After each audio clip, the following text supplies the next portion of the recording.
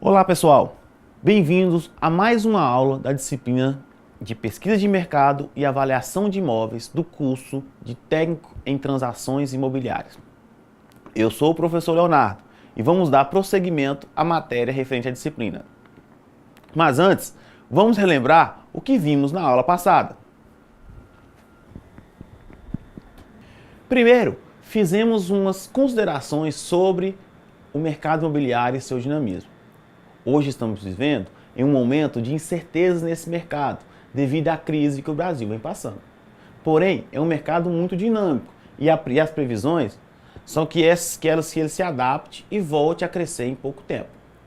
Depois, falamos um pouco sobre as características básicas de um imóvel, como a longa vida útil, a fixação especial, a singularidade, o alto valor unitário e o envolvimento de muita gente no processo de aquisição de um imóvel. Falamos também sobre pesquisa de mercado. Lembram o que é uma pesquisa de mercado?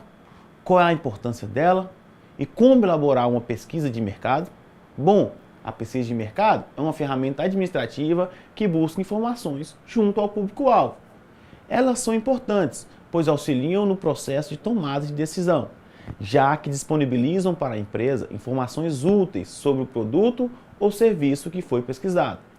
E para elaborá-la, é preciso seguir alguns critérios básicos, como um questionário simples e objetivo, utilizar pessoas capacitadas para obter as informações, testar o questionário internamente antes de colocar a pesquisa em prática e por aí vai. E por fim, as informações coletadas precisam ser devidamente analisadas para surtir o efeito desejado. E finalizamos a aula falando sobre a diferença entre preço e valor. Preço está relacionado apenas ao dinheiro gasto no produto ou serviço. Já o valor está relacionado aos benefícios que o produto ou serviço irá trazer para quem está comprando. Resumo feito, é hora de tratar de novos assuntos para enriquecer o conhecimento de vocês. E como terminamos a aula passada falando do conceito de valor, vamos agora tratar das diversas formas de valor que encontramos no mercado imobiliário atualmente. Pessoal, concentre-se, fiquem atentos. Adquirir conhecimento depende mais de vocês do que de mim. Eu apenas compartilho com vocês o que eu sei. Cabe a vocês absorver ou não. Lembre-se, vocês estão se preparando para o mercado de trabalho e esse mesmo mercado de trabalho irá cobrar de vocês, além do certificado, o conhecimento adquirido. Não adianta só o certificado. Ele sozinho não tem valor nenhum. As empresas vão cobrar de vocês o conhecimento da área. Fiquem ligados. Voltando aqui ao nosso tema, fiquem atentos que o mesmo bem, um imóvel, por exemplo, possui valores de mercado, valor econômico, valor potencial e valor de reposição. E para cada tipo de valor, o preço pode sofrer alterações. Vamos falar sobre eles de forma isolada. Você, técnico em transações imobiliárias, tem que saber a diferença básica entre os tipos de valores. Portanto, fiquem espertos e prestem bastante atenção. O valor de mercado é o valor que o produto ou serviço vale naquele instante em comparação com outros produtos ou serviços similares. Esse valor é muito influenciado por questões externas. Um imóvel, por exemplo, pode ter um valor de mercado hoje e daqui a um mês, devido a benfeitorias na região onde ele está localizado, pode ter um aumento no seu valor de mercado. O valor econômico está relacionado ao processo de fabricação do produto, ou seja, quanto foi gasto para fabricar determinado produto. O valor econômico de uma casa, por exemplo, está relacionado ao que foi gasto com material, com compra do terreno, com a mão de obra e com as máquinas. Quando é feita a soma de todas essas variáveis, tem-se o valor econômico do bem em questão. Percebam que o valor econômico não leva em consideração fatores como a localização do imóvel e sim quanto foi gasto para construí-lo. Já o valor potencial é caracterizado por projeções futuras de valores, ou seja, não considera o valor presente do imóvel, e sim o seu valor futuro. Futuro esse que pode se concretizar ou não, já que muitos aspectos podem influenciar nessa caminhada. Por fim, o valor de reposição, que é o tipo de valor utilizado principalmente pelas seguradoras. Elas calculam quanto custaria para reparar ou reconstruir uma casa do mesmo jeito que estava anteriormente, caso aconteça algum problema. Ele é bem parecido com o valor econômico, mas se diferencia na medida em que a ideia é fazer com que a casa fique a mais parecida possível com a forma anterior ao problema. E isso normalmente gera uma diferença para o valor econômico. Vamos ao exemplo aqui para ficar mais claro para vocês. Observem esse veículo aqui. Ele possui todos os valores que mencionamos agora há pouco. O valor de mercado é quanto ele custa hoje para o consumidor. O valor econômico é quanto a indústria gastou para fabricar o veículo. O valor potencial é quanto ele pode ser vendido no futuro. No caso do veículo, esse valor irá sofrer uma depreciação, ou seja, irá reduzir em valor em relação ao valor de mercado atual. E o valor de reposição é quanto a seguradora está disposta a pagar em caso de algum dano ao veículo. Percebam que esses valores se enquadram para qualquer tipo de produto ou serviço, inclusive do ramo imobiliário. Fiquem atentos.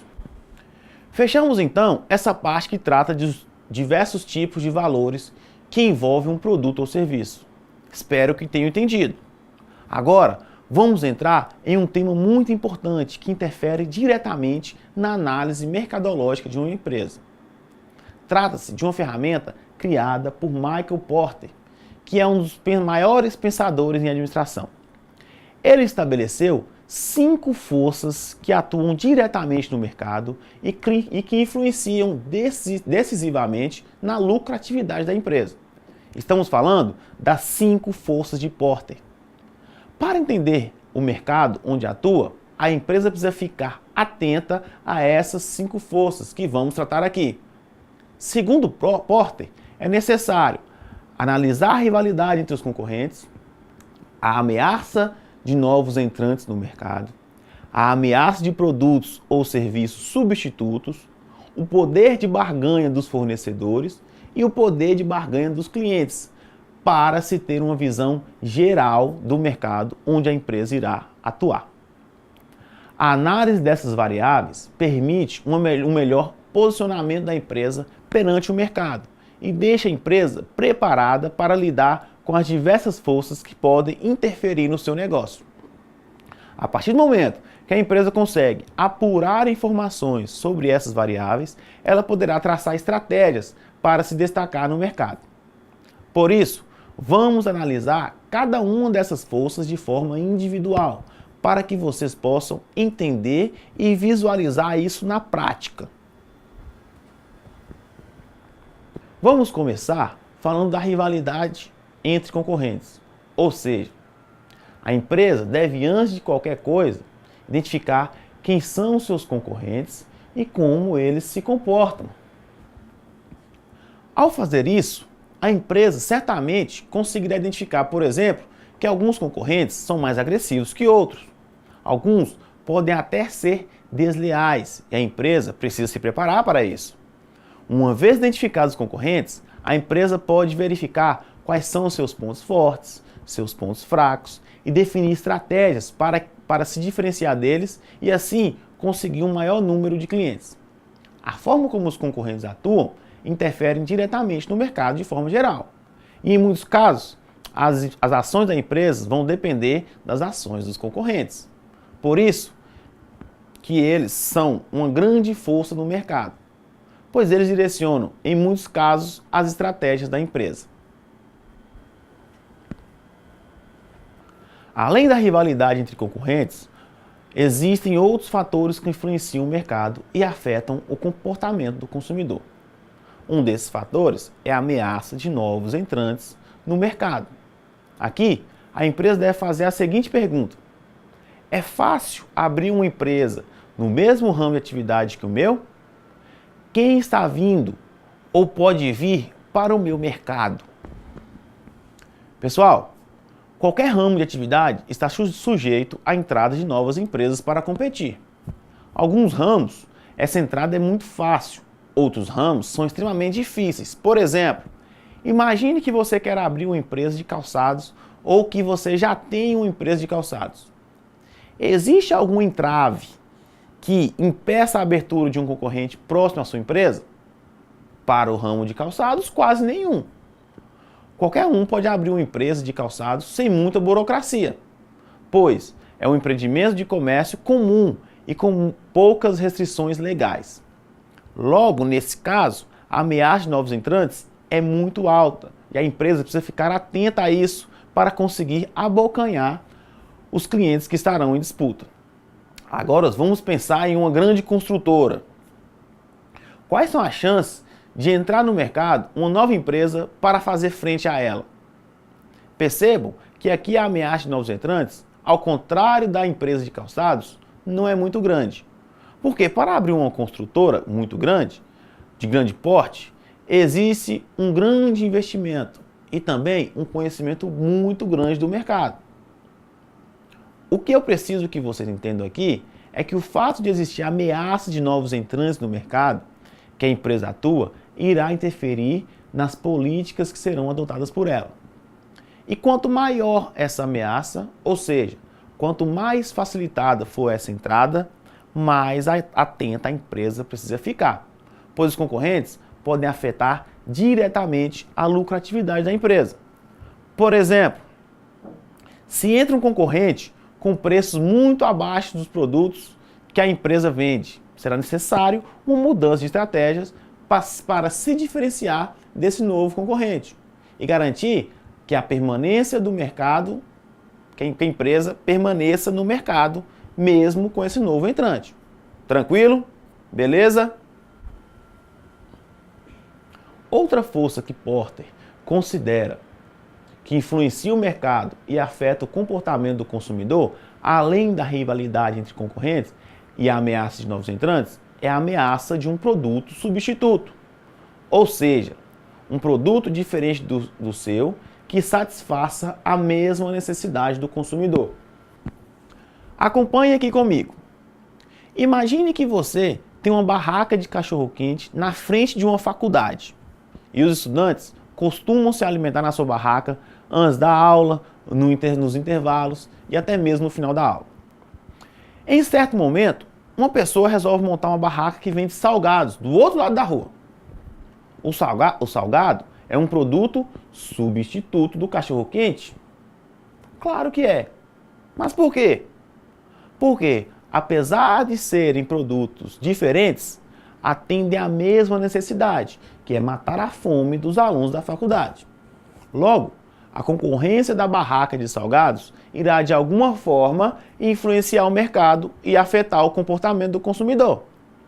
Rivalidade entre concorrentes, ameaça de novos entrantes e produtos substitutos dão ao cliente a quarta força considerada por Porter, que influencia no mercado e no comportamento do consumidor. Vamos a essa quarta força. Poder de barganha dos clientes. Ou seja, situações favoráveis para o cliente negociar ou exigir melhores termos nos acordos firmados com as empresas. Aqui, o cliente está com a faca e o queijo na mão e pode ser decisivo para a empresa sobreviver no mercado. Quando o poder de barganha do cliente é muito alto, a empresa tende a fazer de tudo para agradá-lo. Veja bem, a empresa não pode ceder a todas as exigências dos clientes. Caso contrário, o cliente sairia com o produto de graça da empresa. No entanto, se ela estiver em um mercado muito competitivo e trabalhar com um produto altamente substituível, ela precisa estar disposta a negociar com o cliente, pois ele tem em mãos um poder muito grande. Visto que se a empresa não facilitar a compra, ele tem outras opções que irão satisfazer a sua necessidade. Vamos usar o mesmo exemplo da barraca de cachorro-quente. Ao entrar um produto substituto no mercado, automaticamente a situação muda de figura. será preciso alguma atitude sua, como dono da barraca de cachorro-quente, para não ver muitos seus clientes irem direto para o concorrente, pois seu cliente pode ficar mais exigente em relação ao seu produto, já que sabe que do outro lado da rua poderá saciar sua fome também. O poder de barganha do consumidor pode aumentar também quando ele compra produtos em grandes quantidades e com uma frequência muito alta, ou quando o comprador tem um conhecimento muito grande em relação ao produto que está comprando. Por exemplo, pense em um produto que você sabe tudo sobre ele. Se você for comprá-lo amanhã, você poderá argumentar com o vendedor sobre as características. Isso também caracteriza poder de barganha do consumidor, ou seja, você vai ter uma capacidade de negociar com ele muito grande por conhecer melhor o produto, ok? Para fechar as 5 forças de mercado citadas por Porter, temos o poder de barganha dos fornecedores. Sim, as empresas que vendem os produtos para outras, em alguns casos, têm um poder de barganha que pode até interferir na sua lucratividade. Quando o fornecedor é exclusivo ou seu concorrente não apresenta a mesma qualidade que ele, seu poder de barganha aumenta. Essa situação acontece com frequência com postos de combustíveis. A Petrobras, que é a fornecedora de combustível, tem um poder de barganha muito grande sobre os seus clientes, por ser a empresa que controla a extração de petróleos no Brasil.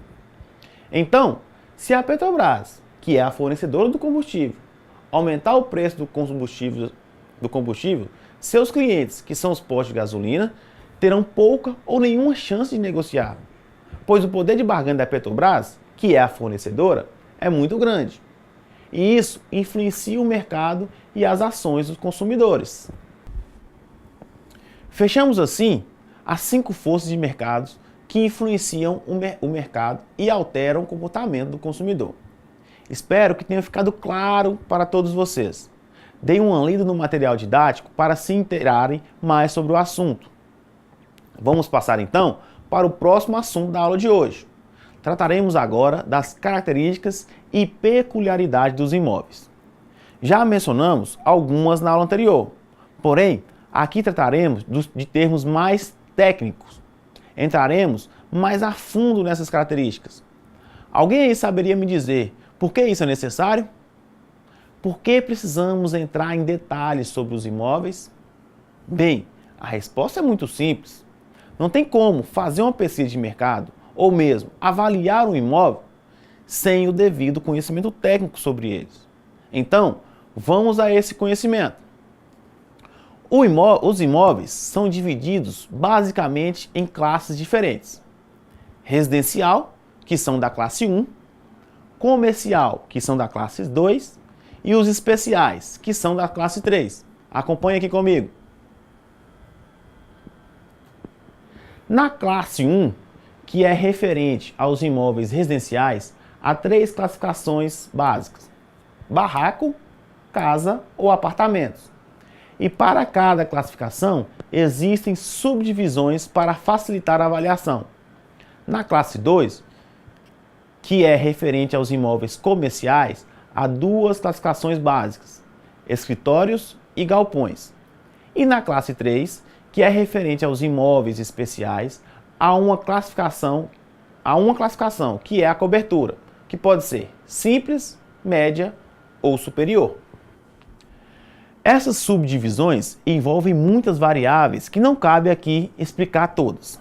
Porém, vou dar alguns exemplos para vocês terem uma noção de como funciona. Os imóveis residenciais, que são classificados como casas, possuem várias subdivisões que se caracterizam com padrões diferentes. Por exemplo, temos casas padrão econômico, padrão simples, padrão superior, padrão fino, entre outros. O mesmo ocorre para os barracos e para os apartamentos. Para uma casa ser considerada padrão fino, por exemplo, devem ser construídas em terrenos de grandes proporções, totalmente isoladas, obedecendo a um projeto arquitetônico único, que demonstre preocupação com a sua funcionalidade, a harmonia entre os materiais utilizados na construção e com os materiais utilizados no acabamento. Então, pessoal, não é o proprietário que define o padrão da residência. Não adianta ele falar que a residência dele é fina se ela não obedece os critérios mencionados acima. Quem define isso é o profissional que irá avaliar o imóvel. E o preço da casa, obviamente, será equiparado ao padrão identificado pelo avaliador. Para um imóvel residencial ser considerado de luxo, ele deve ter, dentre outras coisas, salas para 4 ambientes ou mais, sala para almoço, copa, cozinha para adega, 4 ou mais suítes, sendo uma master, dependências completas para empregados, garagem para no mínimo 4 veículos. Além disso, devem ter áreas verdes, área de lazer com piscinas, vestiários e quadras de esportes. O que eu quero dizer com isso? E preciso que vocês entendam. Os imóveis são classificados de diferentes formas e cada classificação tem suas características próprias que irão, de alguma forma, influenciar na hora de avaliar esse imóvel. E na hora da avaliação, não adianta o dono falar que o padrão do imóvel é luxo se ele não apresentar as características para tal. Não cabe aqui no curso entrar em detalhes sobre as características de cada padrão de imóvel. Porém, vocês podem verificar algumas no material didático de vocês ou até mesmo pesquisar na internet. Bom, galera, espero que tenham entendido e conhecido melhor sobre os imóveis e suas diversas classificações. A parte referente à pesquisa de mercado se encerra aqui. A partir de agora, os temas serão mais voltados para a avaliação de imóveis e, para começar, nada melhor do que conceituar avaliação e avaliação de imóveis. Avaliar é olhar para o objeto e atribuir valor a ele, ou seja, dizer o quanto vale, em termos monetários. Esse processo de avaliação irá levar em consideração muitas variáveis que muitas vezes não estão ligadas ao dinheiro em si, apesar de o resultado da avaliação se expressar em termos financeiros, como por exemplo, vaidade ou status social.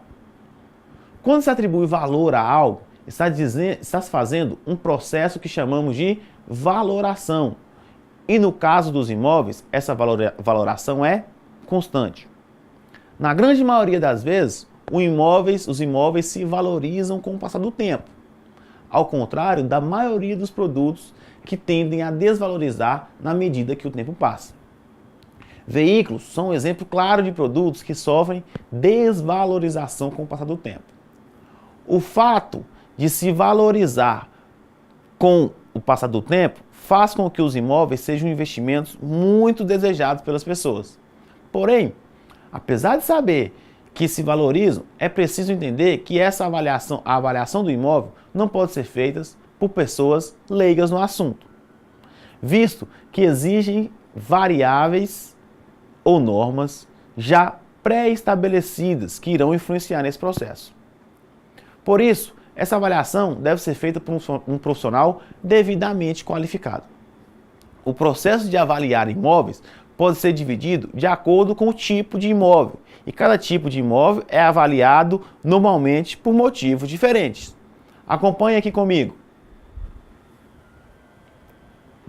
Os imóveis particulares são avaliados geralmente nas seguintes situações: operação de compra e venda, divisão de heranças, ou em casos que envolvem lançamentos de impostos, como o IPTU. O IPTU é cobrado de acordo com o tamanho do imóvel e o seu valor. Já os imóveis públicos são avaliados quando, por exemplo, o governo está fazendo uma privatização ou para efeitos de cálculo de impostos. Já os imóveis judiciais, ou seja, aqueles que estão em poder da justiça, como por exemplo, um imóvel de uma empresa que abriu falência e não arcou com seus compromissos com os funcionários.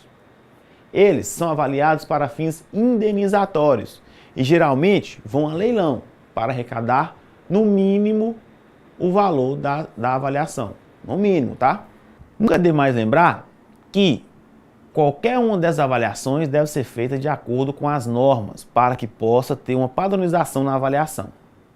Sem isso, corre-se o risco de ter avaliações muito diferentes para o mesmo imóvel, o que não pode ocorrer, certo? É importante observar que as avaliações de imóveis no Brasil começou a ocorrer a partir da expansão de grandes cidades brasileiras como São Paulo. Isso lá nos anos 60. Naquela época, as cidades estavam em franco crescimento e necessitavam de obras que viabilizassem um trânsito mais seguro e rápido. Para fazer isso, foi necessário construir novas avenidas em locais onde já haviam muitas casas. A remoção dessas famílias de suas casas para a construção de avenidas que eram necessárias gerou uma grande mobilização social, pois as pessoas não podiam sair das suas casas sem uma contrapartida. Daí, os imóveis foram avaliados e as pessoas receberam uma indenização compensatória para deixar o caminho livre para as obras que se faziam necessárias. O problema foi a forma como as avaliações foram feitas, com critérios muito controversos que gerou avaliações distorcidas de imóveis semelhantes. Isso fez com que muitas pessoas que se sentiram prejudicadas de alguma forma entrassem na justiça para resolver a situação. Esse fato criou no poder público a necessidade de padronizar as avaliações com o objetivo de evitar problemas no futuro. Surgiram então, em 1968, as Sugestões de Normas Gerais para Avaliações de Desapropriações. Esse foi o pontapé inicial para as normas técnicas que temos nos dias atuais, que são geridas pelo Inmetro e pela ABNT, Associação Brasileira de Normas Técnicas. Norma técnica essa que ainda estudaremos em mais detalhes aqui no curso. Chegamos assim ao fim de mais uma aula, mas antes de acabar, vamos ao nosso resumo básico. Quero que vocês, à medida que eu for citando os temas tratados hoje, se lembrem dos conceitos e exemplos que citamos aqui, beleza? Começamos a aula tratando de diversas formas de valores dos produtos: valor de mercado, valor econômico, valor potencial e valor de reposição. A avaliação do bem vai depender da sua finalidade e deverá ser feita de acordo com uma dessas formas de valor. Logo em seguida, falamos sobre as forças estabelecidas por Michael Porter, que influenciam no mercado e afetam o comportamento do consumidor. São elas: a rivalidade entre os concorrentes, a ameaça de novos entrantes, a ameaça do produto substituto, o poder de barganha dos clientes e o poder de barganha dos fornecedores. Depois, começamos a falar sobre temas relacionados à avaliação de imóveis propriamente dita. E para isso, começamos a conhecer mais detalhadamente as características dos imóveis.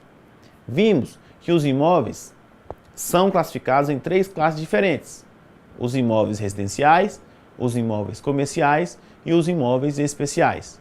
E vimos também que essas classes de imóveis possuem diversas subdivisões que irão influenciar diretamente no processo de avaliação. Definimos o conceito de avaliar algo, que é atribuir valor a um produto, e inserimos esse conceito dentro da avaliação de imóveis, que são produtos que tendem a se valorizar com o passar do tempo. Por isso, é considerado por muitos um ótimo investimento. E finalizamos contextualizando a avaliação de imóveis através de um breve histórico da normatização da avaliação de imóveis. Então é isso, pessoal. Na próxima aula, trataremos mais a fundo da norma técnica que regula a avaliação de imóveis, ou seja, os procedimentos que devem ser seguidos para efetuar uma avaliação correta e aceitas pelas partes envolvidas no processo. Fiquem atentos e até o nosso próximo encontro.